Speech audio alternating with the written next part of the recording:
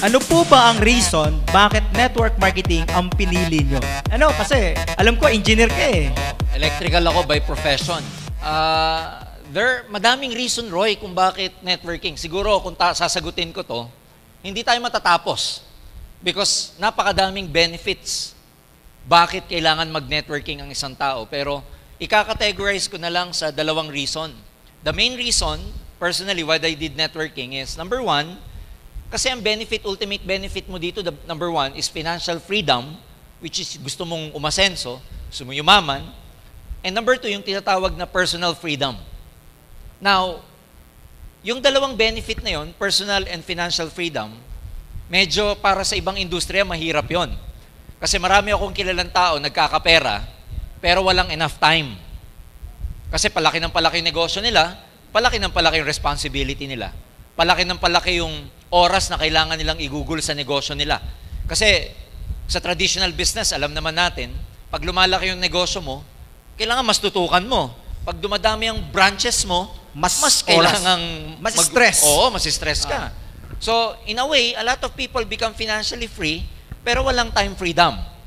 So, marami akong kilala, maraming pera, pero walang time.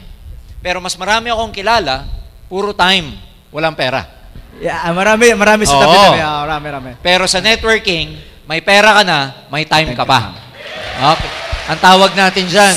Ako sir, nabe-benefits ko na ngayon Yeah, yan. diba? Yan. Kayong mga nagtanim nung araw, Roy. Oh. Yung mga katulad nyo na nandito 6, 7 years ago, yan ang 8 inaani years. nyo ngayon. Oh, katulad sir ngayon, dahil nagpe-prepare ako sa August 3, triathlon.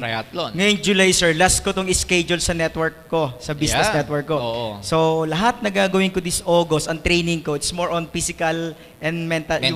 Yung conditioning na yan. Conditioning na to. Swim, bike, run. Kanina, tumakbo pa ako, I run 10K.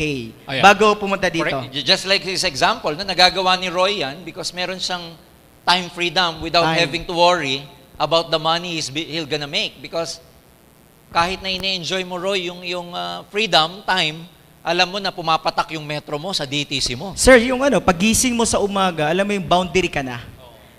Kasi nakita ko yan, karamihan na tao, I don't know kung 99% na, pagising sa umaga, nag-worry sila kung magkano kikitain, kung kikita ba, or yung kinita nila, walang matitira.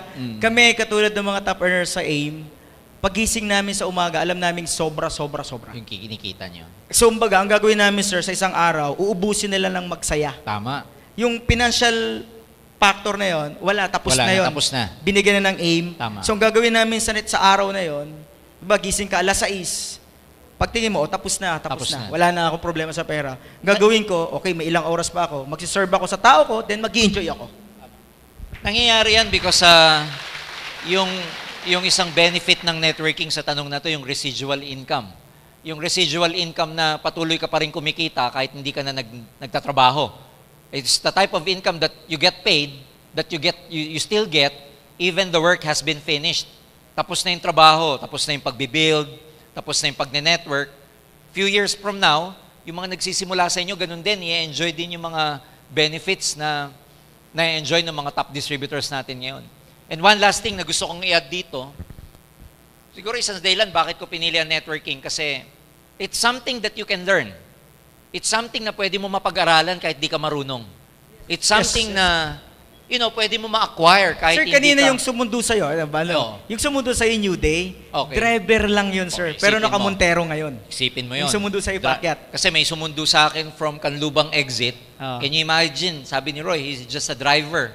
So, ang maganda sa networking, kahit na sino ka, ano pa yung alam mo previously, o kung wala ka mang alam previously, it's something that can be learned, mapapag-aralan.